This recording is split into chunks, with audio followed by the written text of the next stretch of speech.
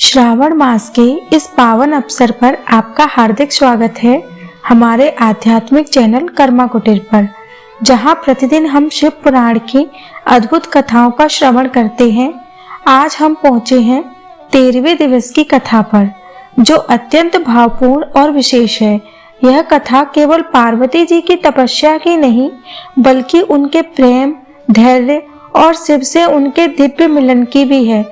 जब सप्त ऋषियों ने देवी पार्वती की परीक्षा पूर्ण कर अपने अपने लोकों की ओर प्रस्थान किया, तब भगवान शंकर ने स्वयं पार्वती की तपस्या की परीक्षा लेने का विचार किया।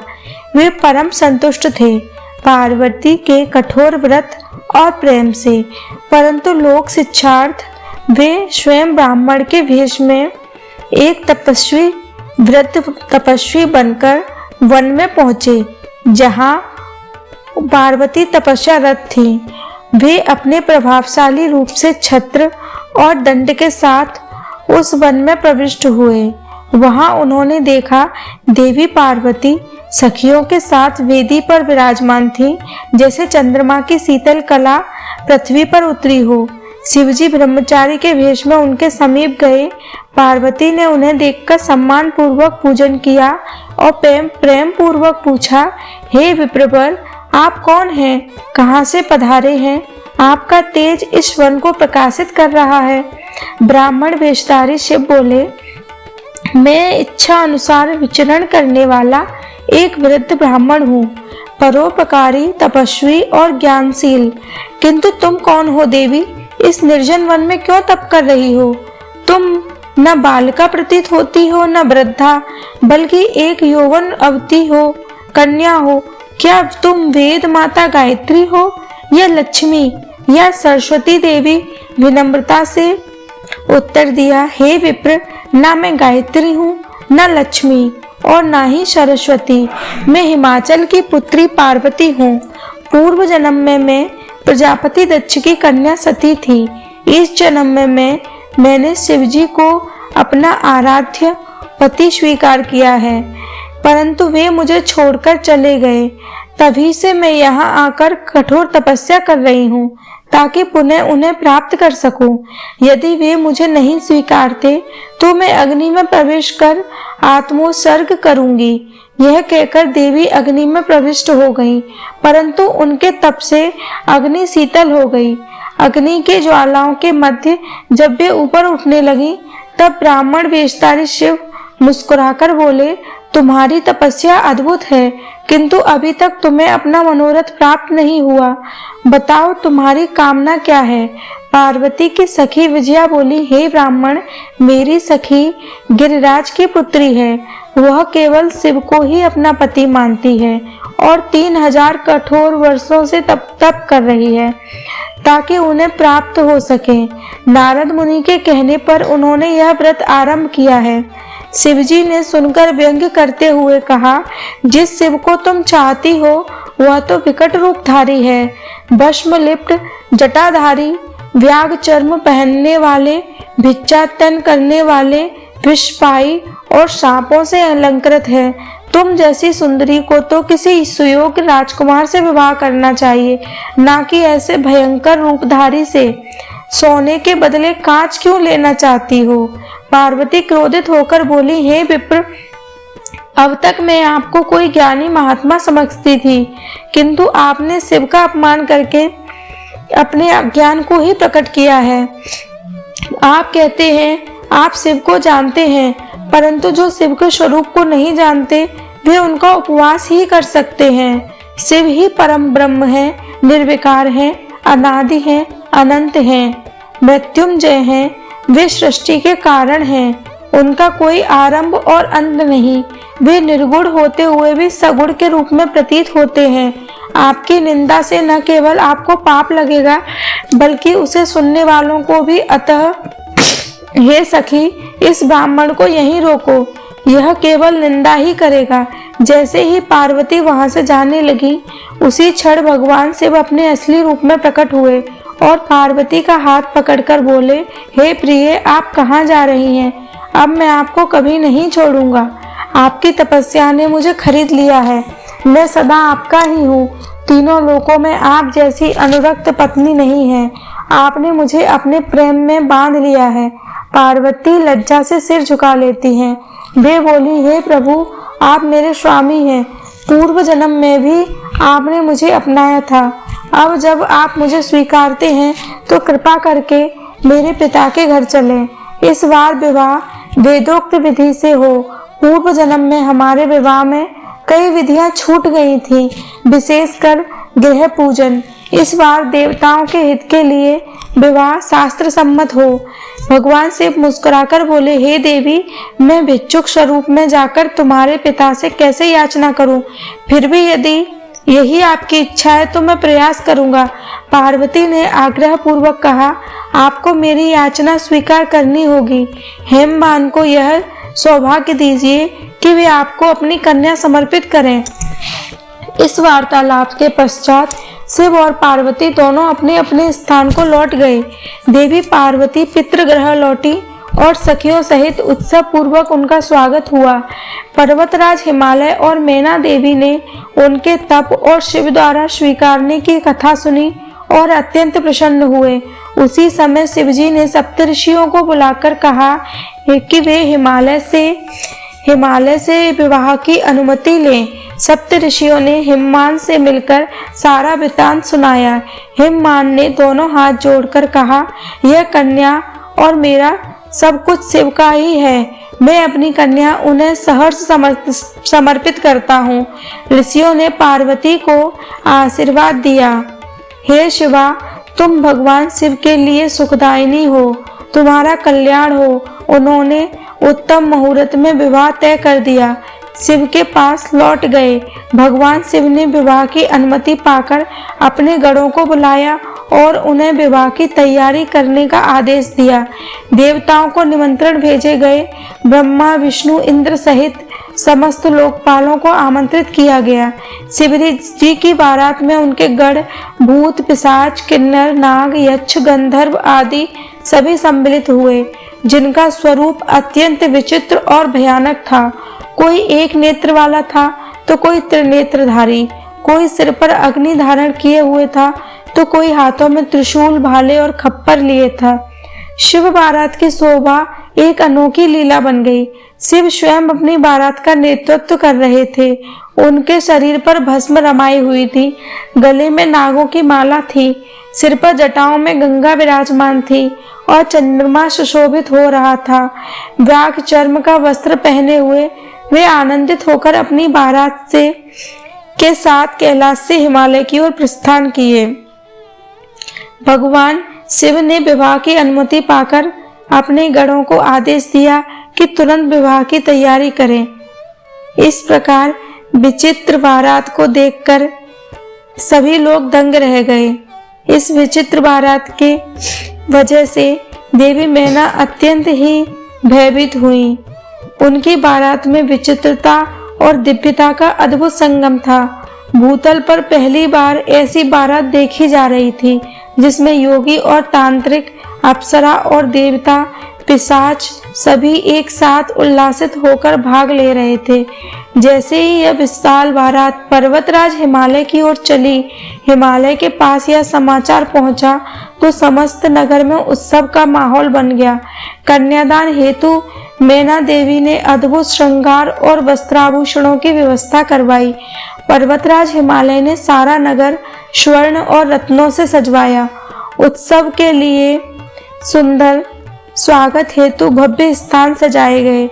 परंतु जब शिव बारात के साथ नगर के समीप पहुंचे तो उनके भूत पिशाच गणों को देखकर नगरवासी भयभीत हो गए। नगर में कोलाहल मच गया।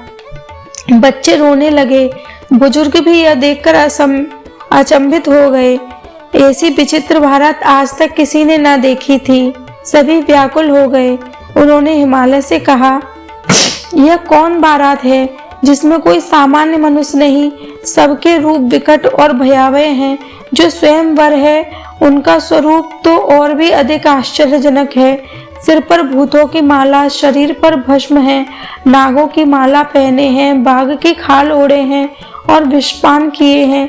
क्या यही पुरुष है जिसे हम अपनी कन्या सौंपे? नारद मुनि जो पहले से वहां उपस्थित थे, उन्होंने देवी मैना को समझाया कि यह वही भगवान शिव हैं जिनके तप के लिए आपकी कन्या ने जन्मों तक साधना की है।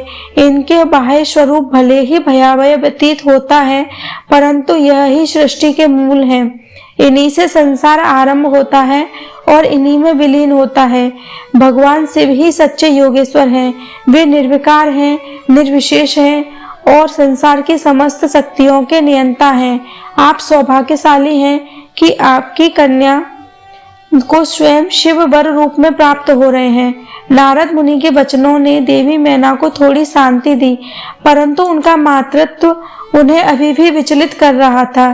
तभी ब्रह्मा, विष्णु और इंद्र अपने अपने दिव्य रूप में शिव जी की बारात में सम्मिलित होकर वहां पहुंचे। अपने तेज से संपूर्ण स्थल को प्रकाशमान कर दिया, जिसे देखकर हिमालय और देवी मैना को संतोष हुआ। नगरवासियों का भय भी दूर हो गया। अब सबकी दृष्टि केवल एक बात पर थी कि कब शुभ बेला आए और विवाह कार्य संपन्न हो। जैसे ही विवाह की शुभ घड़ी आई, वेद मंत्रों की गूंज और देवताओं की स्तुति स्वरों से संपूर्ण वातावरण पवित्र हो उठा। सप्त ऋषियों ने वेदों के अनुसार विधिवत पूजन और संस्कार आरंभ किए। स्वयं ब्रह्मा जी ने यज्ञ के संचालन में भाग लिया और विष्णु जी ने पार्वती जी को कन्यादान देकर विवाह संस्कार को पूर्ण किया। देवताओं की उपस्थिति में हिमालय पर्वत ने गदगद होकर शिव को अपनी पुत्री सौंप दी और शिव ने अग्नि को साक्षी मानकर पार्वती जी का हाथ थाम लिया और सप्तपदी से लेकर विवाह की पूर्णता की घोषणा की। इस अलौकिक विवाह में स्वयं गंधर्वों ने गीत गाए, अप्सराओं ने नृत्य किया, देवराज इंद्र ने पुष्प वृष्टि करके इस दिव्य क्षण को अमर बना दिया। विवाह उपरांत शिव और पार्वती अपने दिव्य स्वरूप में सभी को दर्शन देते हुए वहां उपस्थित जनों का अभिनंदन स्वीकार करने लगे।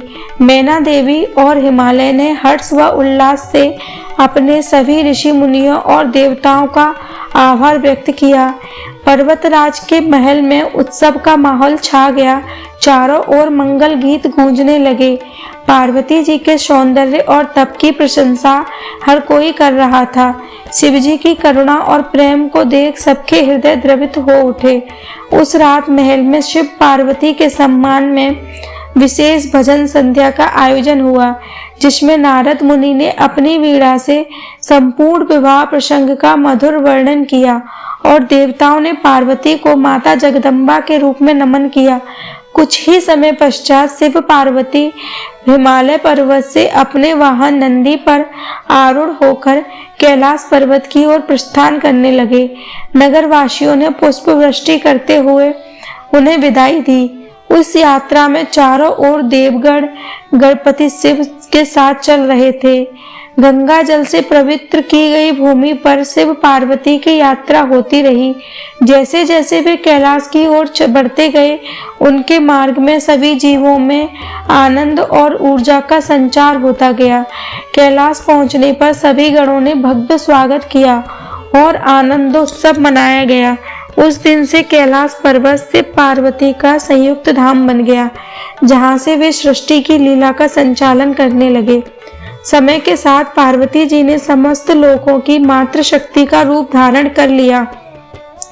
वे अन्नपूर्णा के रूप में भूख मिटाने वाली, दुर्गा के रूप में रक्षक और कात्यायनी के रूप में विनाशिनी बनी। वहीं शिवजी ने त्रिपुरासुर वध से लेकर अंधकार को हराने वाले रुद्र रूपों तक समस्त जग का संतुलन बनाए रखा। कैलाश पर दोनों की उपस्थिति से समस्त ऋषि मुनि, संत और साधक वहां आकर दर्शन लाभ लेने लगे। वहीं से ब्रह्म ज्ञान की शिक्षा पाने लगे। भगवान शिव ने पार्वती जी के साथ मिलकर त्रिलोक में प्रेम, तप और भक्ति का संदेश फैलाया। समस्त जीवों को शिक्षा दी कि सच्चा प्रेम केवल त्याग और तप से ही प्राप्त होता है। संसार की समस्त शक्तियों का स्रोत वही है जो भीतर से संयमित हो और परम लक्ष्य के प्रति समर्पित। ऐसा दिव्य मिलन केवल एक योगिनी और योगी के मध्य ही संभव होता है और इस विवाह के द्वारा शिव पार्वती ने समस्त ब्रह्मांड को प्रेम की परिभाषा सिखा दी। कैलाश पर्वत पर शिव और पार्वती का दिव्य संगम संपूर्ण सृष्टि के लिए संतुलन और शक्ति का स्रोत बन गया। दोनों के योग से समस्त ब्रह्मांड की गति और नियमों में समरसता स्थापित हो गई। शिवजी ध्यानस्थ होते हुए भी सृष्टि के कार्यों में संलग्न रहे। पार्वती जी ने माता के रूप में समस्त लोगों की रक्षा का दायित्व संभाल लिया। वे कभी अन्नपूर्णा के रूप में भूखों को अन्न देने लगी, तो कभी गौरी के रूप में सौम्यता का प्रतीक बनी, कभी चंडी के रूप में अधर्म का संहार किया। इस प्रकार शक्ति के रूप में प्रकट हुई। वहीं शिवजी ने समय समय पर सृष्टि के संतुलन हेतु अनेक रूपों में अवतार लेकर राक्षसों का वध किया, भक्तों की रक्षा की। कैलाश पर शिव का परिवार धीरे धीरे पूर्ण हुआ। भगवान गणेश का प्राकट्य हुआ, फिर कार्तिकेय का जन्म हुआ।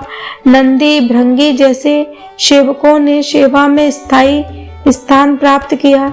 सृष्टि में एक आदर्श परिवार की स्थापना शिव पार्वती ने की, जहाँ त्याग, प्रेम, कर्तव्य और विवेक सभी का स्थान था। वहीं पार्वती ने अपने तप और सेवा से समस्त नारियों को यह शिक्षा दी कि स्त्री केवल सहधर्मिणी ही नहीं अपितु सृष्टि की धुरी होती है। और शिव ने अपने ध्यान, योग और वैराग्य से यह प्रमाणित किया कि मोक्ष केवल त्याग से नहीं अपितु समर्पण से प्राप्त होता है। समय बीतता गया और शिव पार्वती के संवादों से शिव पुराण के दिव्य ज्ञान का सृजन हुआ, जिसमें धर्म, कर्म, योग, भक्ति, मोक्ष और जीवन के समस्त रहस्यों का गूढ़ बोध समाहित है।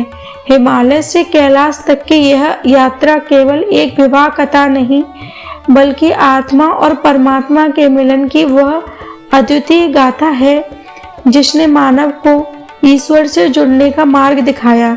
यह कथा हमें सिखाती है, बताती है कि प्रेम यदि तप बन जाए तो वह केवल मिलन की ही नहीं बल्कि संपूर्ण जगत को प्रकाशित करने की क्षमता रखता है। शिव और पार्वती का जीवन समर्पण और धैर्य की मिसाल है। यह युगों युगों तक श्रद्धा के साथ स्मरण किया जाएगा।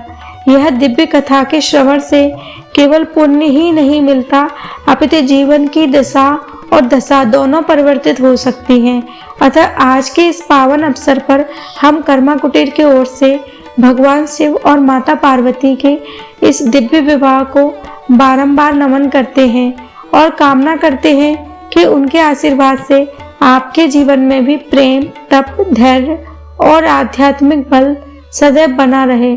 अगर आपको यह शिव पुराण महापुराण की कथा श्रृंखला श्रद्धापूर्वक और प्रेरणादायक लगी हो तो कृपया इसे अपने परिजनों और मित्रों के साथ साझा करें और कर्मा कुटीर चैनल को अवश्य सब्सक्राइब करें, ताकि हम आपके लिए ऐसे ही आध्यात्मिक और ज्ञानवर्धक प्रसंग निरंतर लाते रहें। हम कल पुनः मिलेंगे शिव महापुराण की अगली दिव्य कथा के साथ। तब तक शिव पार्वती के आशीर्वाद से आप सभी का जीवन मंगलमय हो। हर हर महादेव।